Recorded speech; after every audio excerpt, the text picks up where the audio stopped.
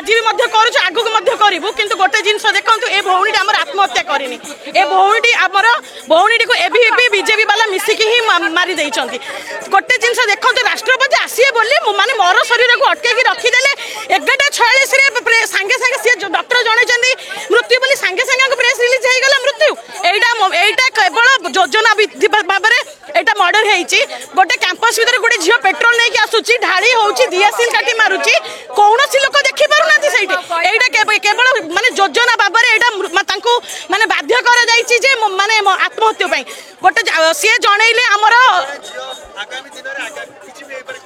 से जिनसा कहूँ कौन झी आज ओडिशा रे कौन नारी सुरक्षित नुहे एबीपी मु दयाकोरी समस्त कहूँ एबीपी जोग दिंतु ना गोटे एबीपी महिला जदि यही सब जिन सम्मुखीन होची साधारण नारी कौन परिस्थिति हम जिते बड़े नारी सुरक्षा कथा उठी सब सरकार चुप रही जिते छात्र छात्री कथा उठी से सरकार चुप रही कौन दरकार ये शिक्षा मंत्री पद में रहा आम चाहूँ एभली शिक्षा मंत्री इस्तीफा दबा दरकार।